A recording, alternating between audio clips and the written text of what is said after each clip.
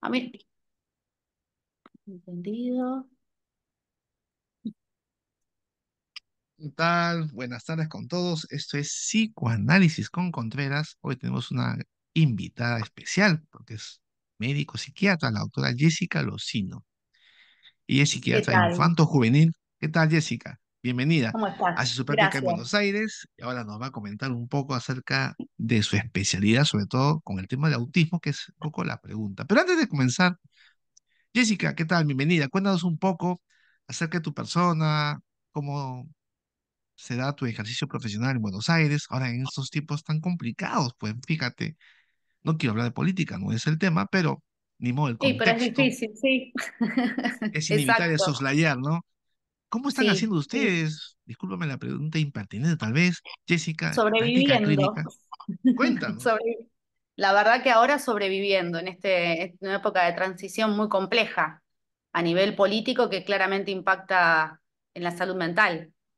Y no solamente en los adultos, también en los niños, porque, bueno, son parte del sistema. Así que todos estos cambios y estas dificultades que hemos tenido a nivel país, por supuesto que impactan de una manera muy compleja en las familias y en los niños.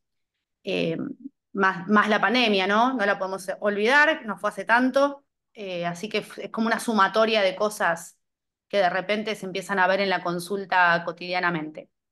¿Cuál es el efecto psicológico, ya yendo un poco al campo de tu experticia, en los niños en función de este contexto tan complicado, ¿no? Económico y político en nuestra Sí. querida Argentina? Bueno, en principio, mira, hay algo en relación a los adolescentes que aparece mucho que tiene que ver con las ideas autolíticas y los intentos, concretamente, de suicidio. Esto es una Claro. temática que en nuestro país, lamentablemente, ha habido un incremento exponencial. Quizás debido, por eso digo, desde la salida de la pandemia se vio muchísimo más, así como un coletazo, algo que pasa, no porque antes no haya habido, había, siempre hubo, digamos, esto es un síntoma, un signo que responde a varios cuadros, no es una entidad en sí misma, el intento de suicidio, pero responde a varios cuadros, ¿no? O el tema de cortarse, los cortes en adolescentes, eh, que se ve muy seguido, asociado a diferentes, por ejemplo, asociado algo que acá en Buenos Aires específicamente se ve un montón, con trastornos de la conducta alimentaria, sobre todo en niñas y adolescentes. Los varones también presentan, pero en menor medida. No, no son los motivos más frecuentes de consulta, se da más en mujeres, ¿no? Eh, Sí, y perdón, cuando Jessica. aparece asociado los cuadros, ¿no? Como el trastorno de la conducta alimentaria con las cuestiones autolíticas y los cortes. Digo, es una asociación muy frecuente que vemos. ¿Cuál es el significado de los cortes? O sea, me imagino que también te habrás hecho la pregunta porque es algo frecuente en los que vemos jóvenes. Yo Sí, también veo jóvenes. a mí me gusta mucho, me interesa mucho escuchar sobre todo qué representa para ese paciente, ¿no? Ese corte, Así porque es. bueno, desde la teoría lo podemos leer todos y por ahí no tendría mucho sentido contar eso. Creo que está bueno transmitir la experiencia clínica en este caso, ¿no? Para esta situación puntual, ¿no? Que estamos haciendo nosotros dos acá. Eh, Hay algo del alivio en el corte, que el paciente encuentra muy a menudo. Por ahí en ese momento de mucha angustia, por lo general siempre viene acompañado previamente de una situación o de pelea o de frustración muy grande que desemboca en una herramienta de impulsividad inmediata como es un corte. Entonces, ya sea cualquier cosa que encuentren en la casa, puede ser desde un filo de una maquinita que encuentra en el baño de afeitar, o puede ser un cuchillo, o eso por ahí en menor medida, por ahí es más algo chiquitito que encuentran hasta en sus propias habitaciones, como puede ser un sacapuntas, el filo del sacapuntas, y con eso Mm. se corta. Y en este cortarse, que a veces las heridas no son tan profundas tampoco, son heridas más bien superficiales, en este cortarse y en este sentir el cuerpo, ¿no? Sentir el cuerpo, con ese dolor hacen frenar sus pensamientos y esa angustia que están sintiendo y ese bombardeo, ¿no? Mental, tan ensordecedor, y eso calma, alivia. Eso en una primera instancia, por lo menos así es. Después ese corte ya no, cuando desde lo terapéutico lo que nosotros observamos, por lo menos, y sobre todo en estos casos, ¿no? Donde hay trastorno de la conducta alimentaria, siempre lo trabajamos de manera interdisciplinaria. Con lo cual, el hecho de hacer un abordaje tan completo, psicólogo, nutricionista, psiquiatra, o sea, somos un equipo bastante grande. Ahí en ese caso lo que vas viendo es que el corte se va espaciando en el tiempo, no Mm. significa que desaparece, porque es la herramienta que el paciente trae. Y además que en los adolescentes esto un poco que se popularizó y bastante. De ¿No? hecho, hubo algunos challenges en las redes sociales. Bueno, terrible, ¿no? Pero esto ha pasado. Real. Y, Así es. y esto es muy de esta época, muy de esta época donde está tan globalizado y que cualquiera tiene acceso a cualquier tipo de contenido. Es solamente poner YouTube o mirar un reel de Instagram o de TikTok y bueno, por ahí aparece contenido del bueno y contenido del malo. Eh, y los Jessica, jóvenes son muy permeables, ¿no? Esto. y con respecto al suicidio, los márgenes ahí, la estadística en Argentina es muy alto, la frecuencia, acá en mi país también hay, pero no es tan significativo, no sé cómo será la realidad. Sí, acá es significativo, es significativo. La verdad es que o sea, hacer la diferencia, ¿no? Con el intento de suicidio diferente a la conducta autolítica, ¿no? Una cosa es el corte que vino con la finalidad del alivio, por tanto angustia, y después está el otro corte o la acción que realmente tiene atrás un trasfondo de idea de muerte. Eso lamentablemente también se ve en, hasta en niños pequeños, digamos. Para nosotros no es raro escucharlo en la consulta, niños que se preguntan quizás por qué sentido tiene la vida, que quieren terminar con su vida, eh, y que han venido quizás de querer tirarse de algún lugar alto porque lo encontraron en la casa, ¿eh? Por ahí un techo, un balcón, que gracias a Dios no logran quitarse la vida por la altura, pero se han lastimado muchísimo. O sea, Suicidio en esto niños. en niños, claro. O sea, estamos hablando de niños, cuando yo digo niños me refiero a 7, 8, 9 años, que probablemente haya alguna situación de salud mental que uno podría diagnosticar y a veces es absolutamente reactivo al ambiente. Y esto Mm. sí tiene que ver en forma directa con eh, este transcurrir nuestro tan argentino, ¿no? De dificultades económicas, socioeconómicas que generan una vulnerabilidad terrible a nivel simbólico, a nivel social, a nivel de todo tipo.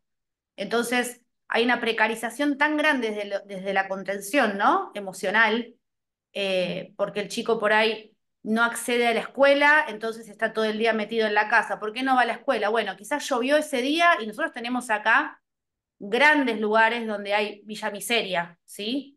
Mm. Que significa que, bueno, son lugares que por ahí no se accede ni siquiera por pavimento, es de tierra. Acá un chico puede pasar que no vaya a la escuela simplemente porque llueve. Entonces, eh, estas cuestiones de por ahí dificultar el acceso o inclusive, no sé, los colegios que pertenecen al Estado se generan muchos paros porque los docentes se quejan por los salarios, entonces cortan la actividad escolar. Y los chicos pierden días de clase, pierden días, están en las casas, las familias por ahí no pueden ir a trabajar porque ¿quién cuida a los chicos? Entonces alguna de las dos partes, por ahí mamá o papá, se queda en casa con esos niños. Ni hablar si hay alguna discapacidad en la casa. Alguno tiene un certificado de discapacidad. Entonces todo se va precarizando. Y esto genera unos ambientes muy complejos, unos sistemas familiares Mm. que no colaboran con el desarrollo Pues, infantil, ¿no? es un factor de riesgo más que un factor protector, ¿no? La familia en este caso, ¿no? Claro. Tan- Y se y- vincula todo bailando como no podemos dejar nada afuera, ¿no? Este factor mm. económico, nuestro desastre a nivel país, después la falta por ahí de educación, pero porque hay una vulneración en el acceso a la salud a la educación, no es que la gente no quiere, no puede. Jessica, ¿y los niños que intentan suicidarse tienen que ver con situaciones de estrato social bajo, de villas miseria, de situación de precariedad económica? No necesariamente, ¿o sí? ¿Dónde se da el No margen? necesariamente, no necesariamente. Yo en mi práctica profesional, eh, como trabajo para lugares, acá en mi país, he trabajado en lugares públicos y lugares privados, ¿no? De gestión por ahí municipal o estatal y de gestión privada.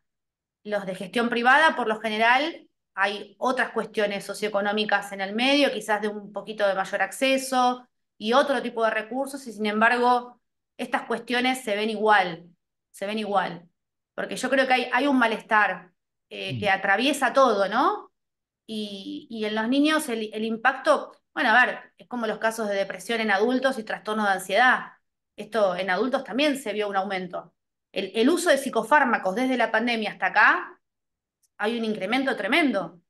Esto es estadístico, justamente. digamos, no lo digo yo, lo dicen las estadísticas de la cantidad de gente que ha desarrollado algún cuadro clínico en función de aspectos sociales, económicos, ¿no? Jessica, yendo a los psiquiatras, ¿no? A los médicos psiquiatras. Hay en mi país, no sé si en Argentina. Primero acá en el Perú no son muchos. Y hay esta mala prensa, porque no todos, no voy a generalizar, en el caso del Perú, ¿no? Ya me dirás la realidad. El contraste con Sí, Argentina, con Buenos Aires, que medican en exceso, es costosísimo, eh, y no hay, pues, el médico psiquiatra pierde un poco de interés en la persona y más lo ve como una entidad biológica. Ahora, las neurociencias, los fármacos. Entonces, se ha hecho que un sector los vea, pues, como gente ya no tan humanizada, ¿no? Como era antes. El sí, psicoanálisis es sí, una muestra de esto, ¿no? Los médicos ya no les interesa. Bueno, aquí, ¿no? En Argentina, como de repente la cosa es diferente, no hay mucho interés en. Mire, la escuela lacaniana, acá en Lima, Perú, una psiquiatra, en la época que yo me formé, y era de Venezuela. claro, No sé cómo estará claro, acá. Ahora, en la eh, sociedad pero en psicoanálisis no, desconozco, no participo en ese gremio, pero yo claro. sospecho que no hay muchos médicos interesados. Ahora, ¿qué pasa con los médicos psiquiatras, sobre todo, no? ¿Por qué el campo de las ciencias humanas, de la psicología y la psicoterapia ha perdido ese interés y ahora se ha enfocado, pues, en un campo, no sé cómo decirlo, ¿no? No es que sea más científico, más médico, Más más en lo fisiológico, biológico, más sí, sí, biologista. más ¿Cuál sería biologicista, tu, sí. cuál sería tu Yo creo apreciación? que hay una, por ahí no mi generación, bueno, yo tengo 41 años, mi generación, y me refiero también a los que por ahí están ahora haciendo una residencia o la especialidad, eh, más o menos la gente entre 30 40 años, yo creo que eh, tiene otra formación porque es donde se está apuntando ahora en este momento. Ahora, si hablamos de psiquiatras, que yo tengo contacto, ¿no? De la vieja escuela, como yo le llamo, pero no porque sean viejos, simplemente porque yo lo expreso de esta manera de la vieja escuela, porque sí es sumamente biologicista, donde el psiquiatra por ahí es un farmacólogo en algún Así punto, es.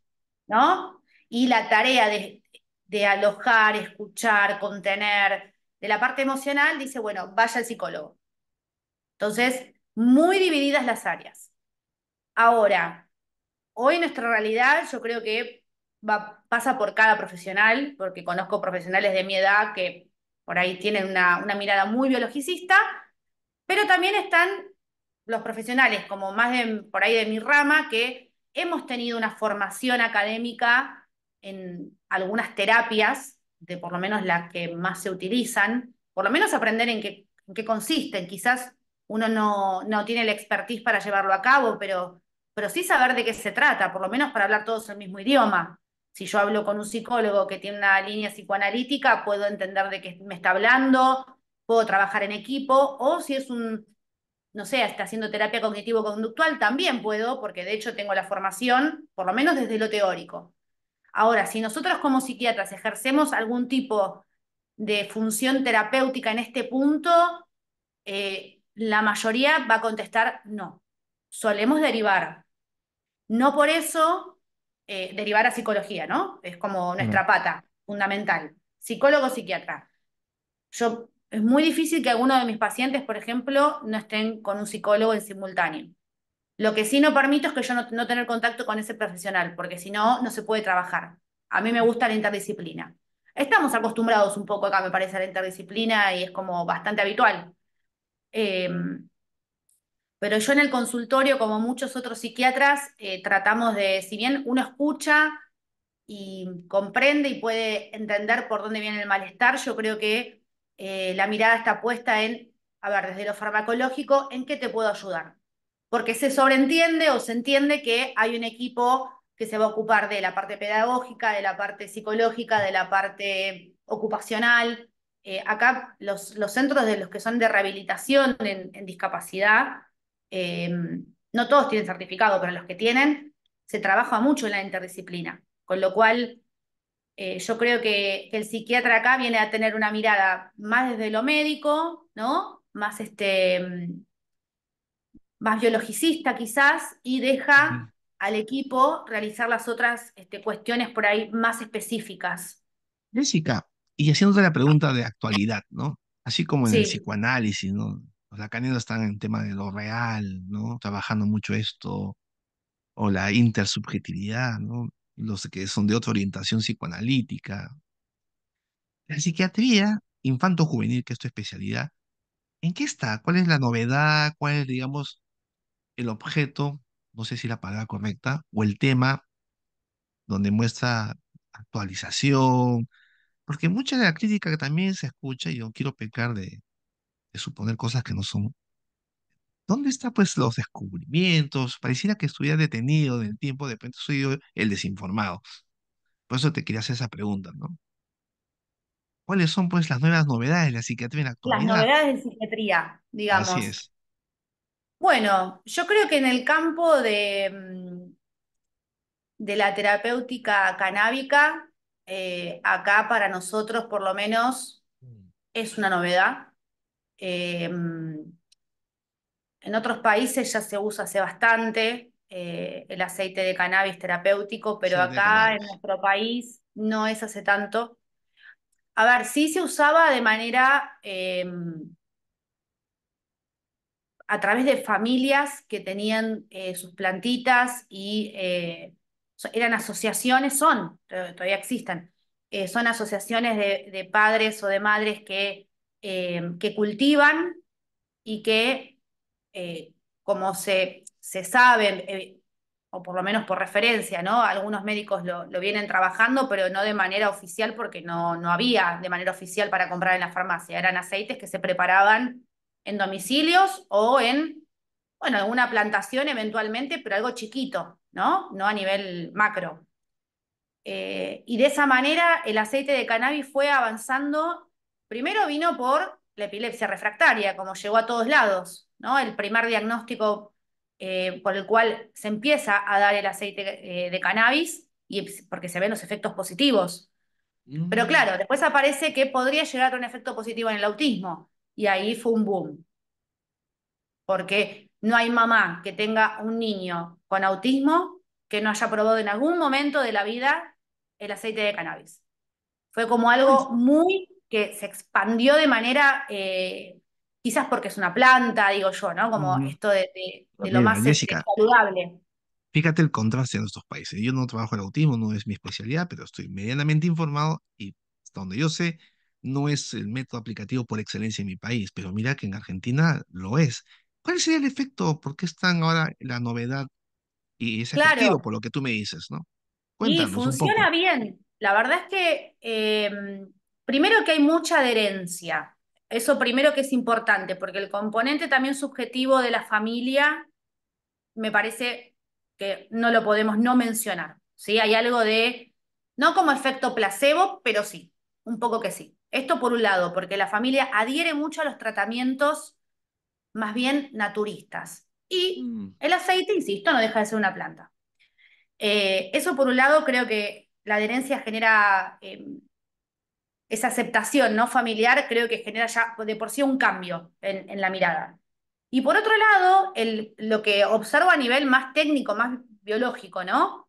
Después de, bueno, obviamente haberme formado, porque yo también tuve que salir a buscar un curso específico de terapéutica canábica, porque por supuesto que en mi formación de médica no me la han dado.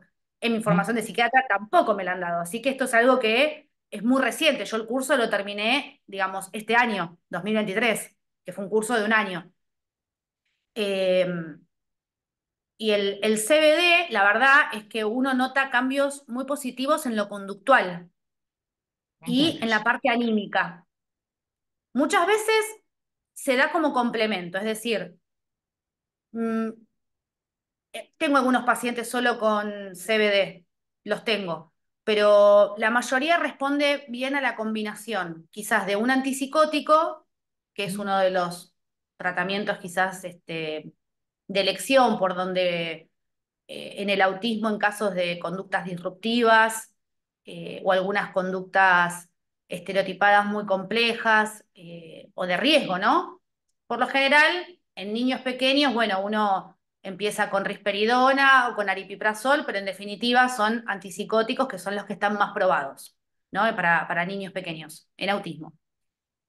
A veces la combinación de este antipsicótico junto con el aceite de cannabis, yo lo que encuentro es que hay una mejora sustancial en la conducta y sobre todo en síntomas ansiosos. Esto me pasa con niños Interesante. pequeños y también con adolescentes.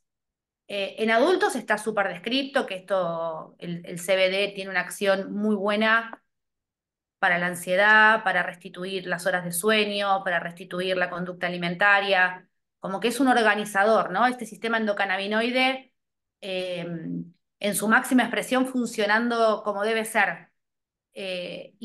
Como que se van acomodando muchas cosas en simultáneo. Y si bien, por eso digo, puede ser que solito el aceite no genere el efecto por ahí buscado, sí en combinación como coadyuvante Mm. se evidencia un efecto muy interesante.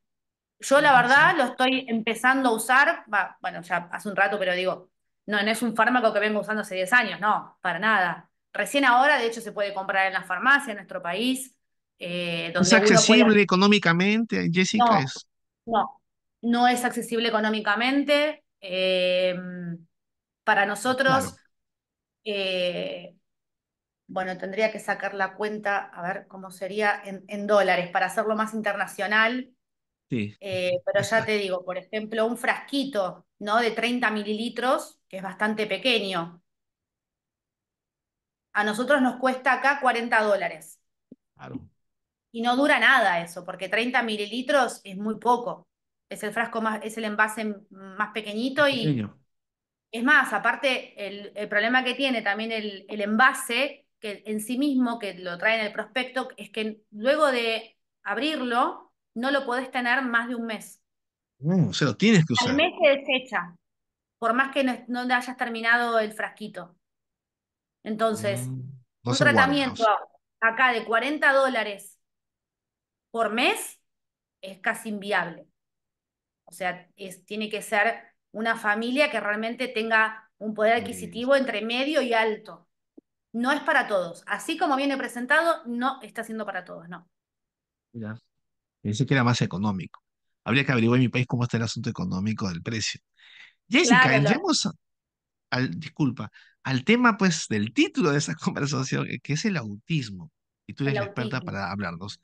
En palabras sencillas y claras, porque esta conversación no es para expertos, ¿cómo diferenciar qué cosa es el autismo? ¿Cómo hay que entenderlo correctamente? Y diferenciarlo de Bueno, otros cuadros que se asemejan de un otros poquito. cuadros, claro. El autismo realmente, bueno, en principio es un trastorno del neurodesarrollo, ¿sí? Es decir, que involucra varias cuestiones. Por eso no hay una causa. Hoy por hoy se sigue manteniendo la idea de que es multifactorial Ujú. y que no hay una causa única, ¿no? Si uno piensa en algo epigenético que tiene que ver con la herencia, se puede mencionar que sí, pero no hay un gen, un cromosoma identificado. Lo que hay son varias modificaciones o situaciones genéticas por ahí que se pueden ir aislando en cada persona, pero no es que se encuentra un patrón constante desde lo genético, ¿no? Es decir, ¿hay afectaciones? Sí. ¿Se encuentran alteraciones en los genes? Sí, pero no en todos son las mismas ni se repiten en todos los casos, con lo cual no es que se aisló uno, pero se sabe que hay un componente. Esto en todos los casos igual no se despliega, con lo cual lo ambiental siempre puede llegar a generar algo reactivo para que eso se desencadene, ¿no? Para que se exprese, Mm. en todo caso, lo genético. Así es. Como pasa en cualquier cuadro, Ujú. cuestiones inclusive previas al embarazo de esa mamá, de cómo sea su salud, y durante el embarazo, si ha consumido alguna sustancia, si ha tenido algún problema, por ejemplo, no sé, de hipertensión o de diabetes gestacional, o sea, cualquier cosa que haya afectado a ese bebé en gestación, bueno, podría provocar esto como dentro de lo multifactorial se suma, ¿sí? Y después, bueno, después están las teorías como un poco más, bueno, para mí son falsas, obviamente, pero ¿quién soy yo? Yo no tengo la verdad. Pero hay una corriente muy grande que piensa que es por la vacunación, ¿no? Que hay Ah, mira. que piensan que las vacunas son las responsables de que tantos niños hoy se diagnostiquen con autismo. Y en realidad, bueno, yo de hecho hice un video para mis redes justamente porque me habían hecho esta pregunta, ¿no?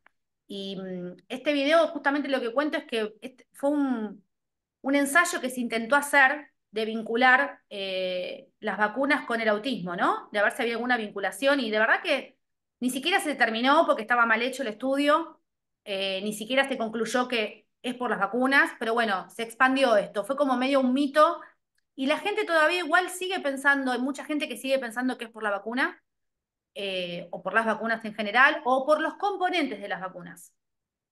Porque no se explica, porque es cierto que hay un aumento también exponencial en el diagnóstico Sí, de pues, autismo. esa es la pregunta que te iba a Entonces, hacer.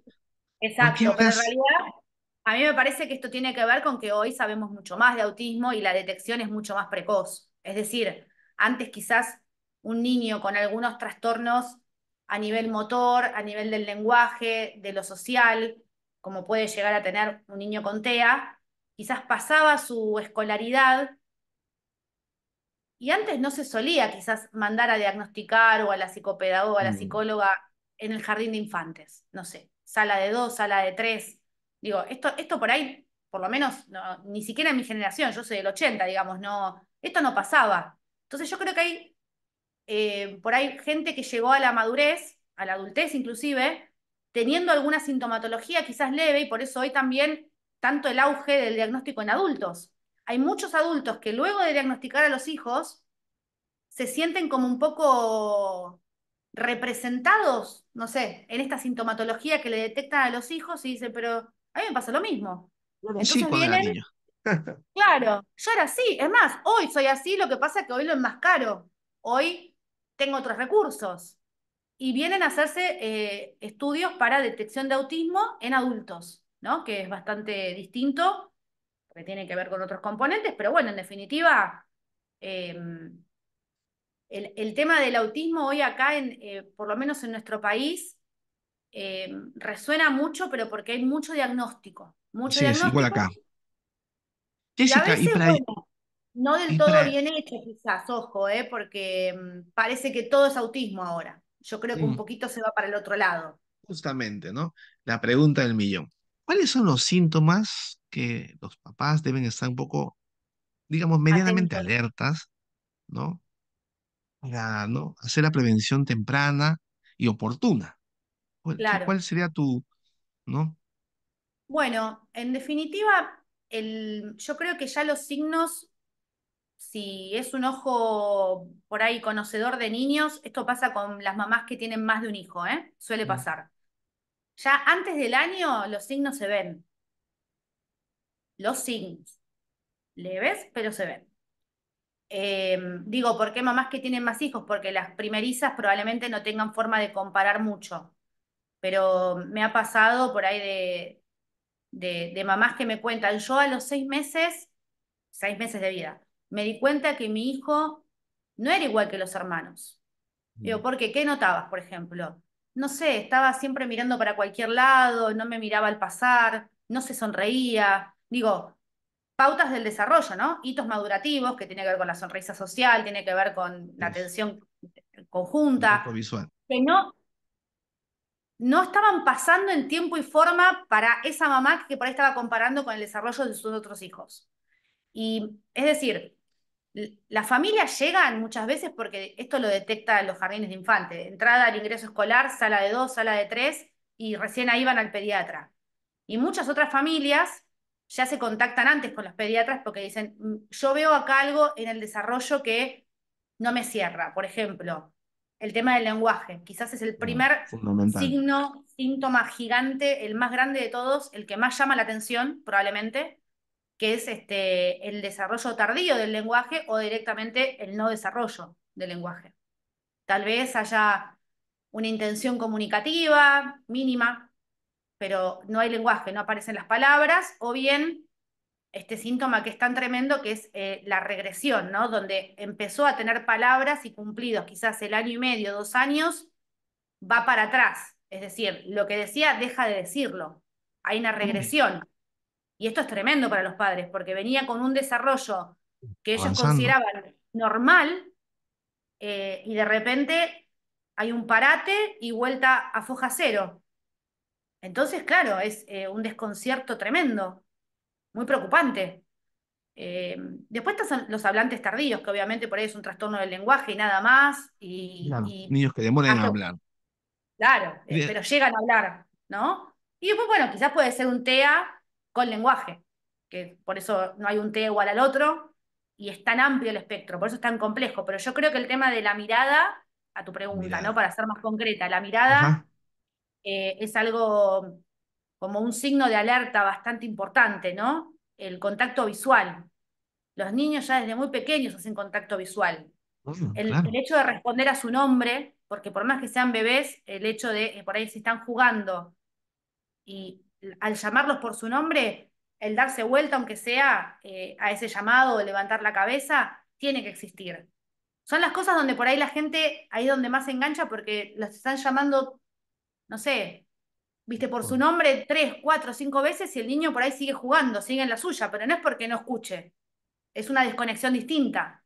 Y el tema de, bueno, de la adquisición tardía del El lenguaje, lenguaje.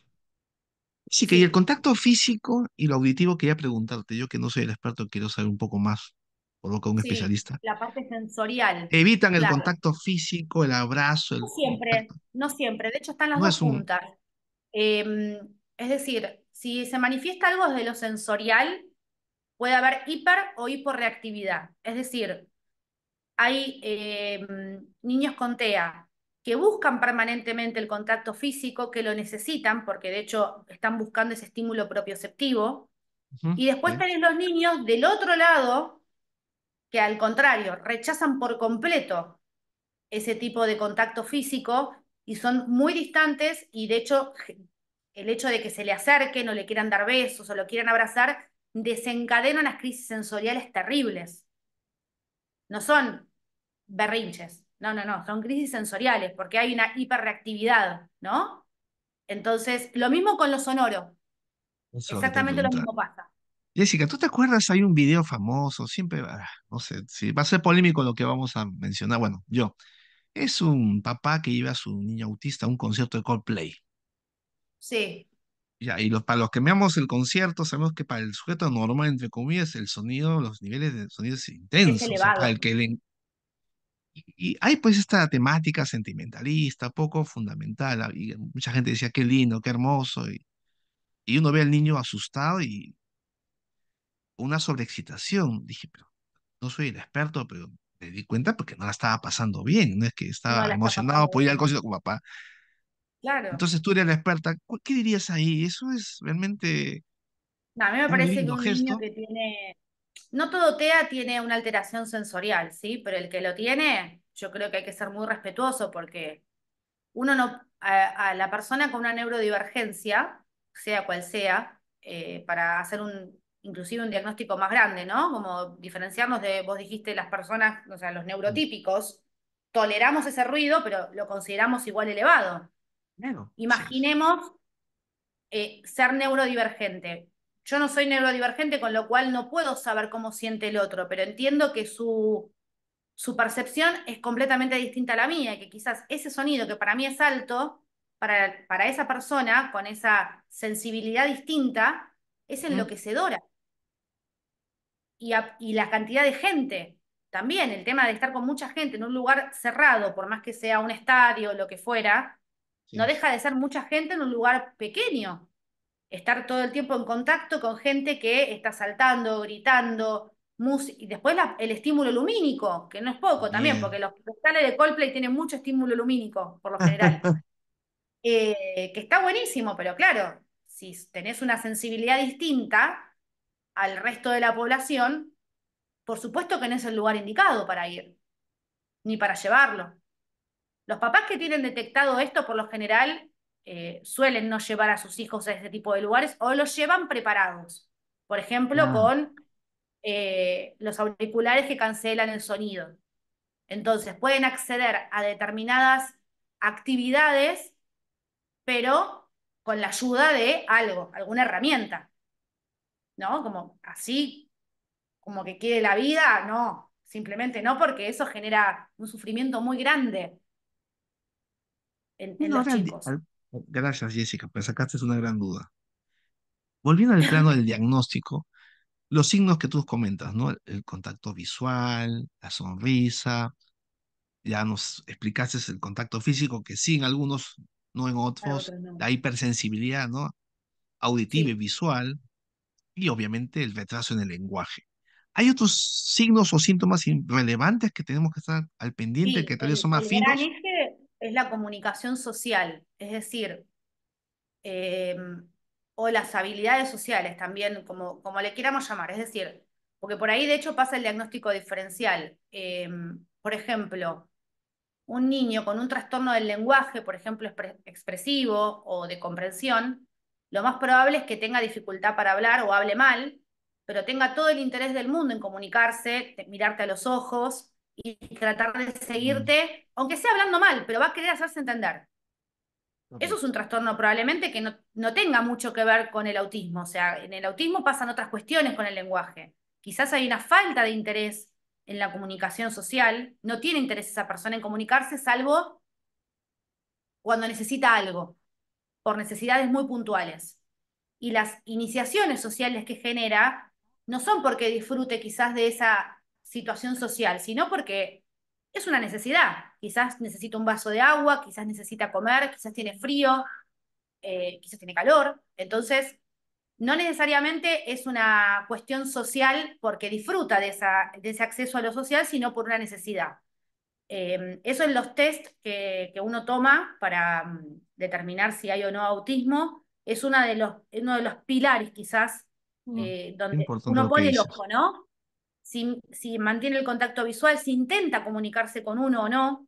Y esto después se va viendo en todas las esferas, porque por ejemplo es un chico que probablemente a nivel escolar eh, no pueda vincularse correctamente con pares, probablemente tenga o no tenga interés directamente de vincularse o bien intente vincularse, pero no sabe la manera adecuada de hacerlo, con lo cual o es excluido o se autoexcluye.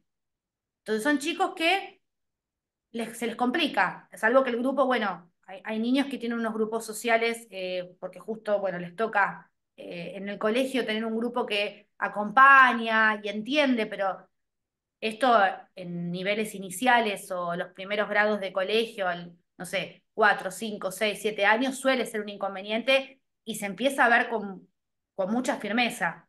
Pero esa habilidad social que por ahí ese chico no dispone, puede ser en sí mismo un trastorno y un diagnóstico, porque hay un diagnóstico que tiene que ver con el trastorno de las habilidades sociales.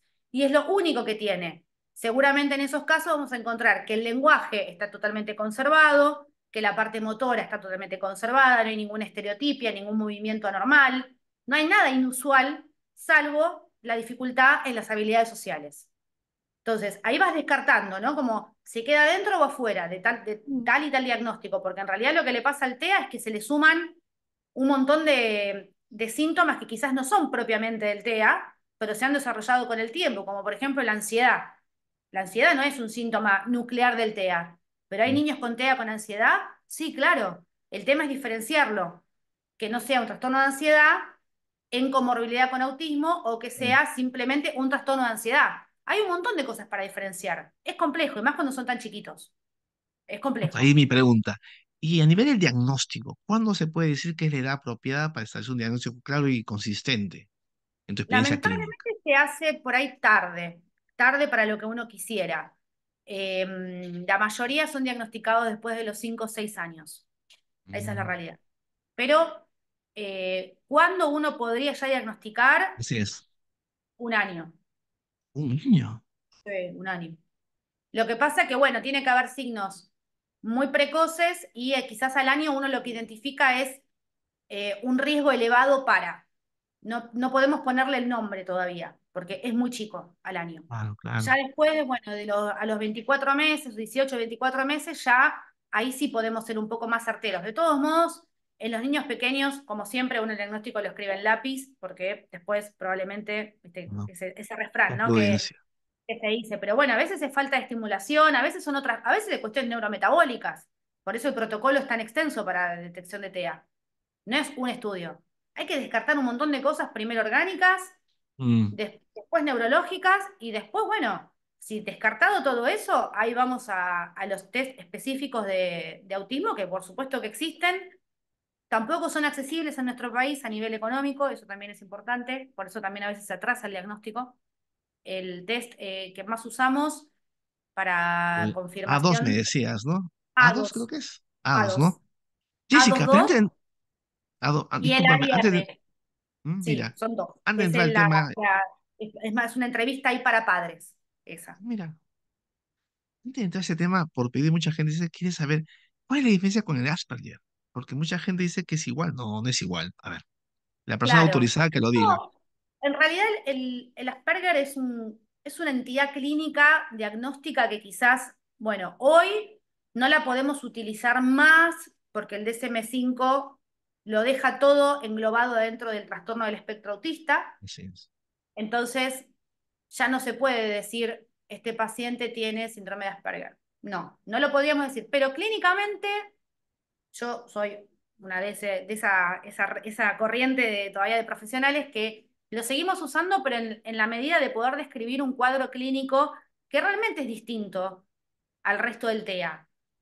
No porque Mm, todos los Asperger sean iguales, pero tienen algunas características en común, que por lo general es que el lenguaje está dentro de todo conservado, es decir, son pacientes que se les suele llamar o se les solía llamar de alto funcionamiento.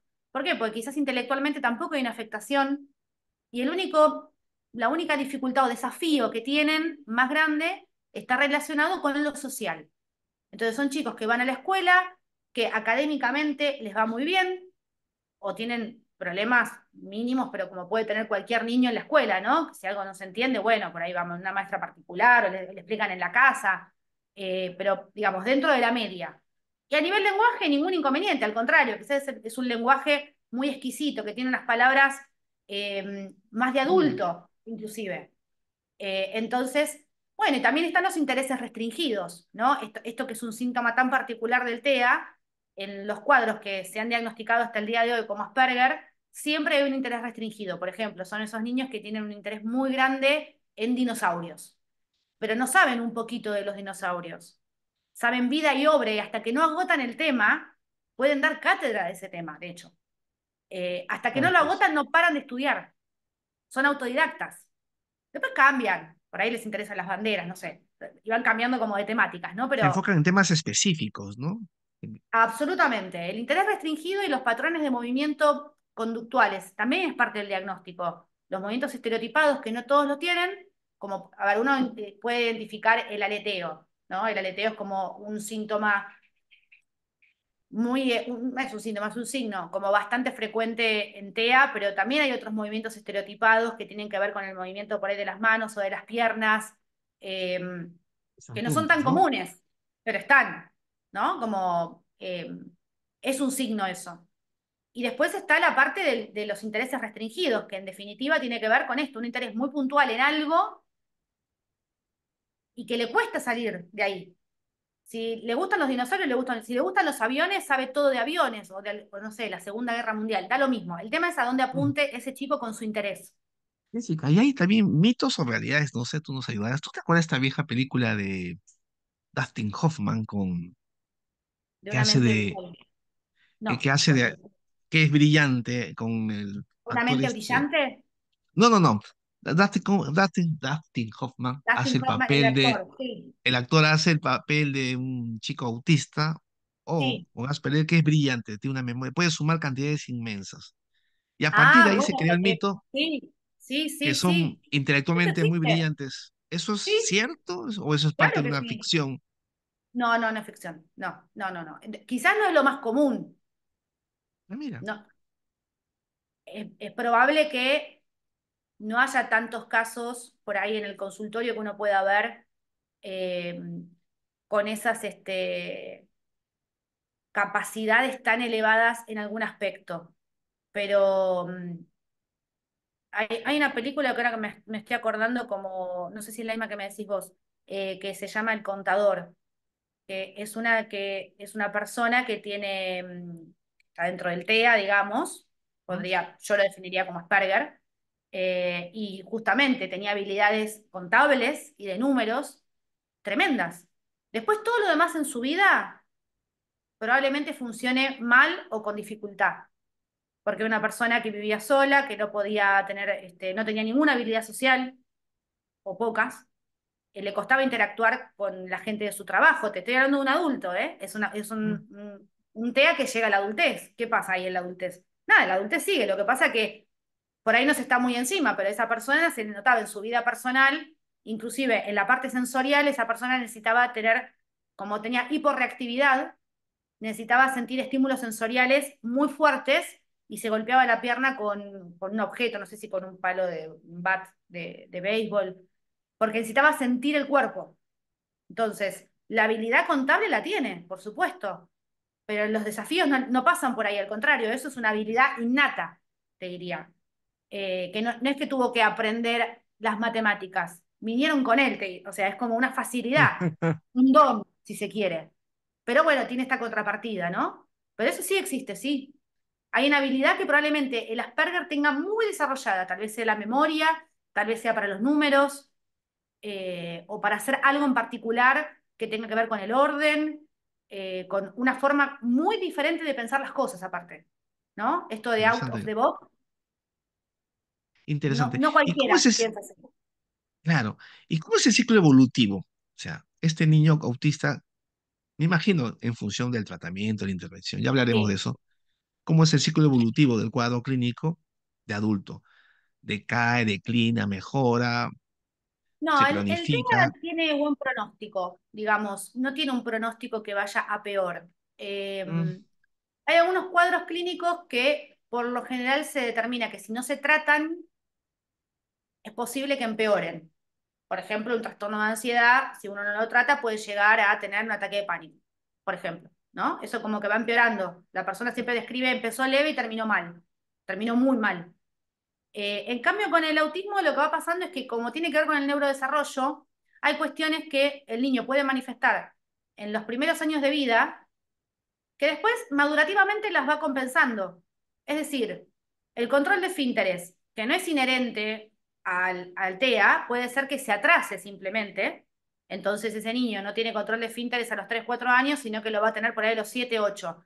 Pero en algún momento lo va a tener, ¿sí? O sea, es decir, el pronóstico mejora en ese sentido, no porque hayamos hecho alguna intervención, porque probablemente la intervención con el control de esfínteres no haya funcionado en su momento, porque el control de mm, esfínteres es neurológico, es madurativo, así y el es. niño sigue su crecimiento, no es que se detiene. Entonces, toda la sintomatología que pasa por la maduración, esa va cambiando, va mejorando, inclusive lo que tiene que ver con las habilidades sociales. Hay muchas veces que los niños no tienen habilidades sociales en etapas muy tempranas del diagnóstico, pero van adquiriendo herramientas porque van creciendo y van entendiendo cómo funciona el mundo. Entonces, si bien se dan cuenta que ellos por sí mismos no interactuarían de esa manera como lo hace el resto, pero saben lo que está esperando la sociedad de ellos.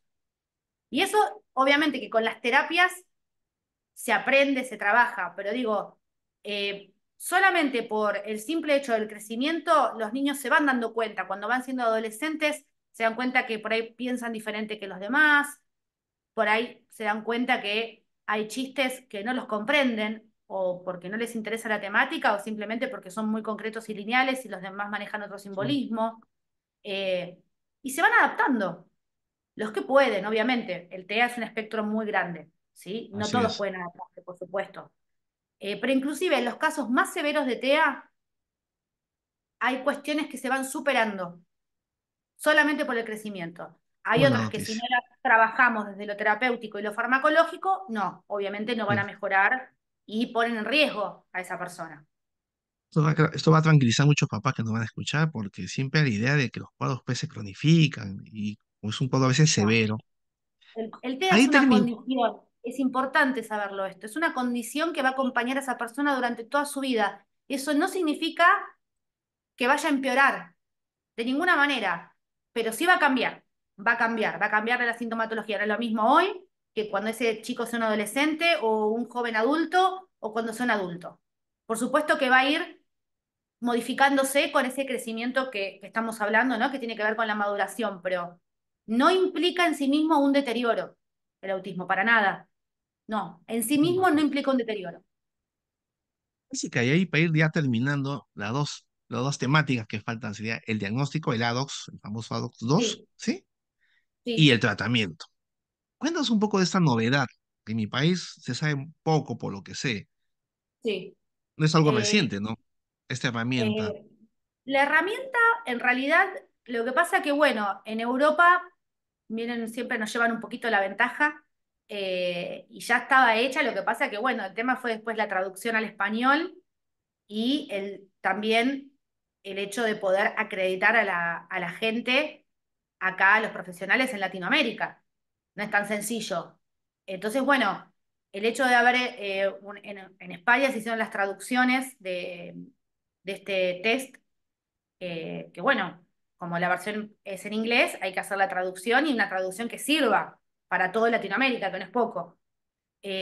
O bueno, los hispanohablantes, pues por ahí, qué sé yo, hay otros países que también son hispanohablantes y necesitan tener esta traducción tan perfecta y tan detallista.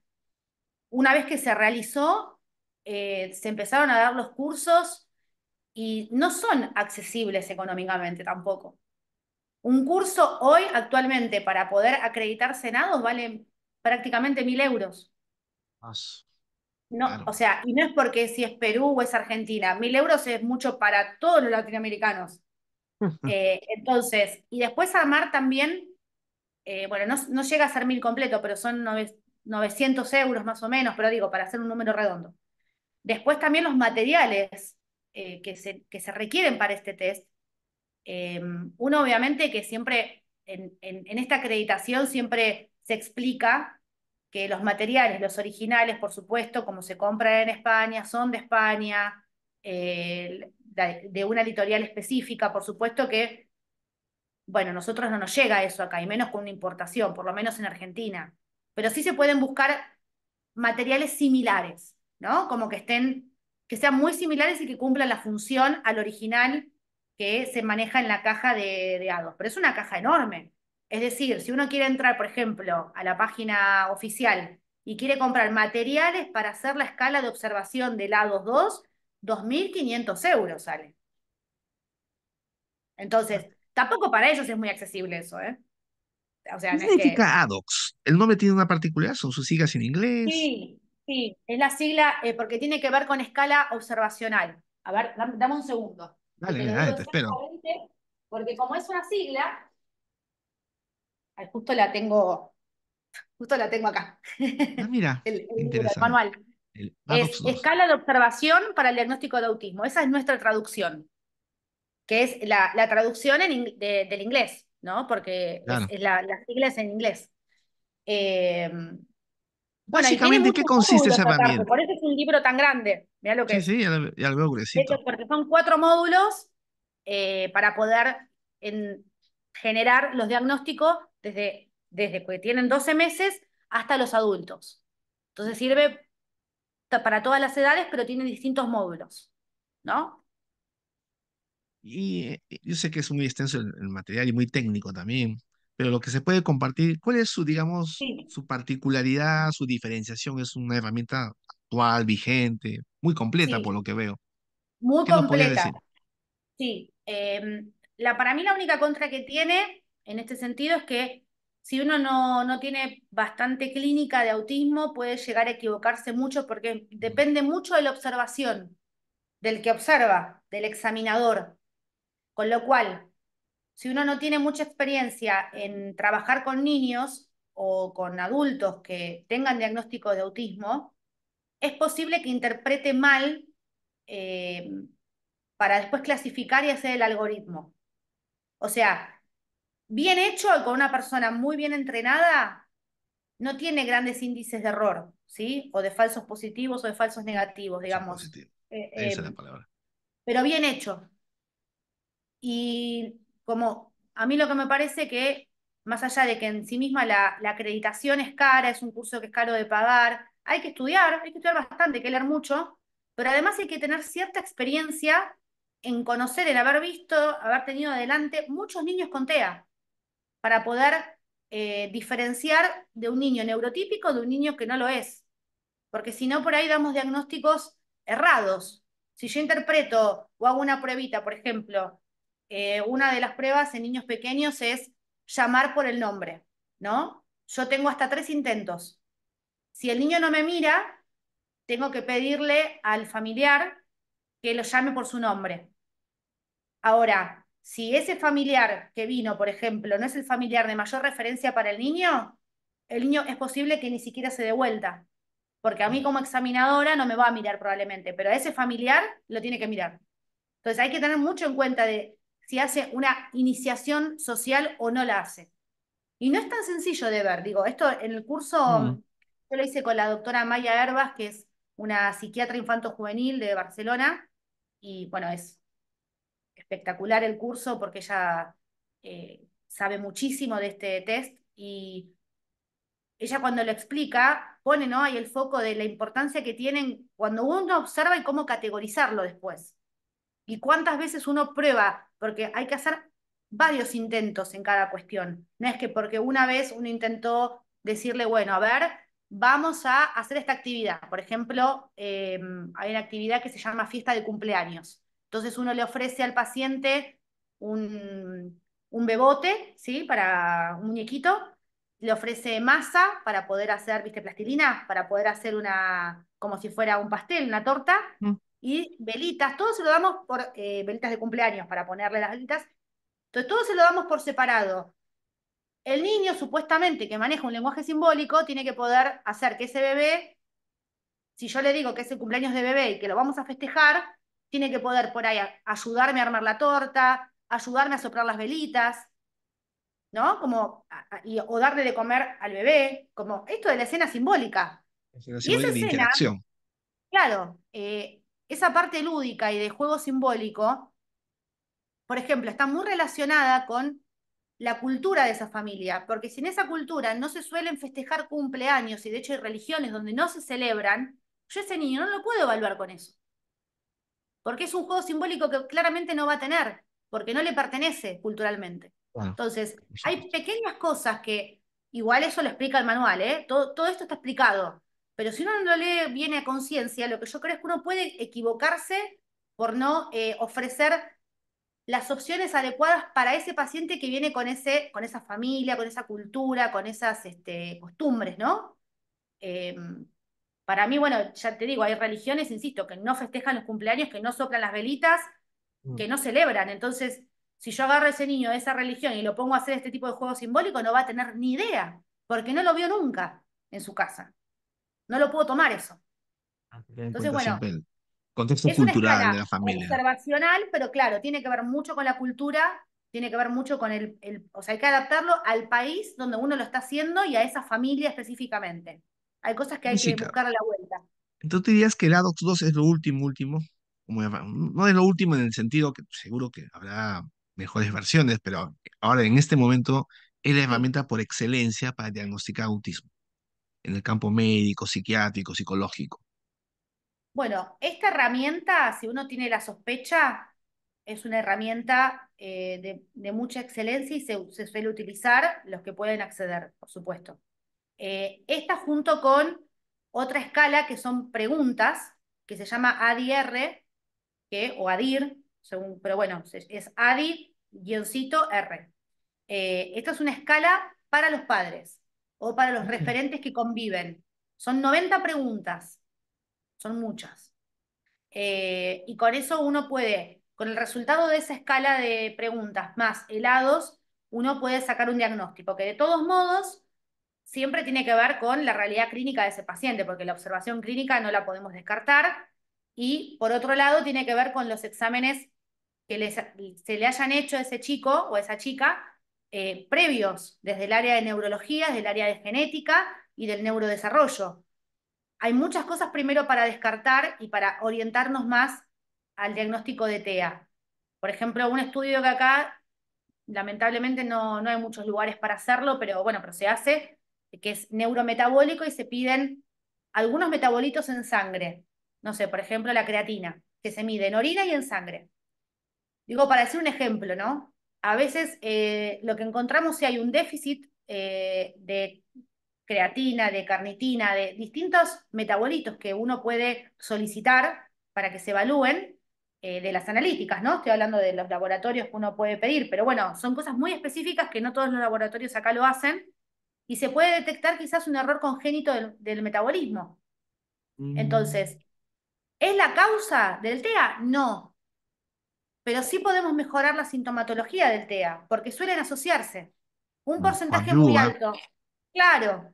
Entonces, si uno puede mejorar esa parte de error congénito del metabolismo, que no tiene que ver con el TEA, pero sí tiene que ver con la sintomatología. Entonces, si uno suplementa eso, ese déficit o ese problema que haya en relación a lo metabólico, el TEA en sí mismo también va a mejorar. Por lo menos los aspectos que uno puede observar desde lo conductual. Entonces, son todos diagnósticos diferenciales que hay que ir realizando. Los protocolos son bastante extensos. Y Sí, obviamente ya saben, descartar o no discapacidad intelectual, que ese es otro diagnóstico otro tema, ¿no? bastante grande que, bueno, se suele Entonces, solapar. Jessica, a los papás que nos están escuchando, o nos van a escuchar, habría que no sugerir este tipo de evaluación exhaustiva, rigurosa por lo que veo, ¿no? Sí, En el profesional de salud competente, si tiene tantas dudas, ¿no? Me parece interesante porque nos da actualidad. Y sí. finalmente, Jessica, tenemos que ir terminando la pregunta del millón. ¿Cuál sería tu recomendación a los papás que recién se enteran o están procesando todavía, ¿no? Debe ser difícil, por supuesto, ¿no? Me pongo en su lugar, yo Sí, como papá también, tenía un hijo autista. ¿Cuáles serían las medidas, las recomendaciones que ellos tenían que bueno, asumir?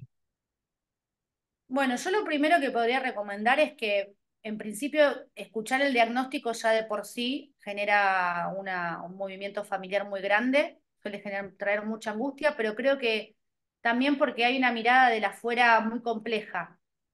eh, no, la sociedad no es muy empática, ni esta ni ninguna Mm. probablemente. Mm. Entonces no es solamente lo que uno le pasa en casa con ese niño o esa niña, sino que también tiene que salir a una afuera que no aloja. No hay una comprensión verdadera de esto de la inclusión, es una palabra hermosa, pero no termina de pasar. Entonces, como que me parece que lo primero es que hay que fortalecer a esas familias. La primera terapia que hay que hacer, yo creo que son con esos padres. Puede ser terapia familiar, puede ser terapia, pero no para ellos como un análisis personal, sino como para justamente evacuar las dudas, los miedos. eh, Correcto. ¿Qué le pasa La con eso, acep- no? Porque cada familia, desde la subjetividad, toma el diagnóstico Correcto, como puede, ¿no? Y así después, es. bueno, en relación al niño, me parece que lo importante es actuar lo más rápido posible desde lo terapéutico. Y eso incluye según el niño, ¿no? Por supuesto, porque no todos los niños son iguales con TEA, así que no puedo decir un tratamiento, pero sí probablemente vaya a requerir varias terapias distintas. Desde la interdisciplina sería lo mejor, lo más adecuado, pero podríamos hablar del área de fonoaudiología para trabajar lo del lenguaje, el área de psicología para trabajar conducta y emociones, el área de psicopedagogía también para trabajar todo lo que es la parte intelectual y cognitiva, el área de psicomotricidad, por lo menos nosotros acá hay de terapia ocupacional, la verdad es que lo valoramos mucho en niños con TEA porque desde lo sensorial y desde las habilidades motoras, ya sea gruesas o finas, aportan muchísimo esas terapias. Y después, bueno, obviamente, si hay otras cuestiones, se van por ejemplo, musicoterapia. Es una terapia que acá se usa un montón, pero no está habilitada, digamos, por ley para hacer una prestación que otorga el Estado. Pero Mm. yo te podría decir que la verdad que la musicoterapia funciona muy bien en niños con Ah, TEA. mira, qué interesante. Y otra terapia que tampoco está dentro de las prestaciones obligatorias del Estado es la equinoterapia.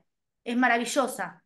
O con perros también. La terapia tanto con caballos como con Terapia perros asistida con animales. funciona maravilloso. Pero bueno, la familia ahí tiene que tener recurso económico, Sí, pues, porque acá correcto. eso no se brinda de manera gratuita. Así que bueno, Mm, las terapias son múltiples, los accesos, digamos, a donde habría que recurrir. mm, Y después, si es necesario, porque no todo chico con TEA tiene medicación, algunos sí. Entonces, la visita al psiquiatra infanto-juvenil creo que puede ser como interconsulta, en principio, y seguimiento de ese tratamiento, porque el seguimiento y la evaluación global de ese tratamiento la tiene que tener un médico, ya sea el neurólogo o el psiquiatra. Pero alguna de las dos partes que no estén involucrados permanentemente, semanalmente con ese niño, sino que vean al paciente cada 3, 4 meses y vayan pidiendo los informes, ¿no? Y globalmente vayan evaluando al paciente, como para ver si hay que, por ahí quizás sumar más terapias o bajarle mm, porque ya hay desafíos que los logró destrabar. Entonces, no tenemos que sobrecargar a ese niño ni a esa familia. Hay que dar exactamente lo que se necesita para cada etapa evolutiva. Y eso es móvil. Hay que estar muy atento. Entonces, bueno, el psiquiatra o el neurólogo también infantil, porque muchos neurólogos se dedican a esto también, ujú. pueden manejar este tipo de terapias y de tratamientos de manera como la cabeza, ¿no? De tratamiento, de la coordinación. Y la parte farmacológica, por supuesto, que yo con Obviamente. por lo menos desde lo mío, se Mm. notan también muchos cambios positivos de lo farmacológico. No, sí que hemos aprendido un montón, me incluyo, por supuesto, de un cuadro que hay muchos detalles finos que nos has contado. Vemos que es un profesional bien formado. ¿Dónde la gente te puede ubicar? La gente que quiere interactuar, una consulta profesional. Tú sabes que acá Ah, el yo peruano sí, quiere mucho al siempre argentino, actúo ¿eh? mucho por ¿Dónde te puede TikTok encontrar? y por Instagram. Esas son las dos redes que más manejo.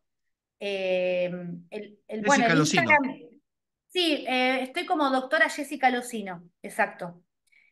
Tanto en Instagram como en TikTok. Y tengo muchos posteos, los dos perfiles son profesionales, con lo cual bueno, según la plataforma voy cambiando un poco la modalidad de videos y de información que brindo, pero por lo general hago videos informativos de algunos cuadros bastante comunes o de mucha frecuencia en el diagnóstico, y a veces son preguntas que me hacen, hago videos en función de las preguntas, porque, no sé, el otro día me habían preguntado cuál es la diferencia entre trastorno oposicionista desafiante y trastorno por déficit de atención y hiperactividad. Bueno, son dos entidades bastante grandes, pero es cierto que la Qué sintomatología a veces pregunta se más mezcla. técnica. Claro, una duda súper técnica fue. Eh, pero bueno, está bueno, me parece que es interacción con la gente, porque por lo general me preguntan algunas mamás que le acaban de dar el diagnóstico, por dónde seguirías, cómo seguirías el camino, o qué consulta le tocaría hacer ahora a mi hijo si ya hizo esto y esto y esto. Bien. Jessica, yo Está supongo que mucha bueno. gente te va a escribir, ¿eh? Porque Bueno, acá me nosotros los encantaría, me peruanos encanta. A mí me no- encanta nos, eso, la interacción nos con el público, me encanta encanta. y sabemos distinguir cuando un profesional sabe su trabajo y se siente, obviamente. Y yo te agradezco el tiempo que te has tomado para dar tu Un experiencia placer, un profesional. placer. Y nada, Jessica, tal vez hagamos una segunda parte. Mira, se nos faltó la esquizofrenia y la psicosis, pero no quiero abusar de tu tiempo. Yo sé que también tienes actividades profesionales que cumplir. Y haremos, pues, para el próximo año que está acá nomás, una segunda parte. Jessica, te agradezco Bueno, muchas sinceramente. Ha gracias. sido una Muchas gracias lección, una clase por magistral lo este que nos has dado. espacio. Creo que es Igual, muy enriquecedor. Nos vemos. que tengas un feliz año. Ya, amiga, seguimos en Igualmente. contacto. Excelente Con ustedes, Jessica 2024. Locino. Muchas Nos vemos. Hasta gracias. luego. Hasta otra oportunidad. Hasta luego.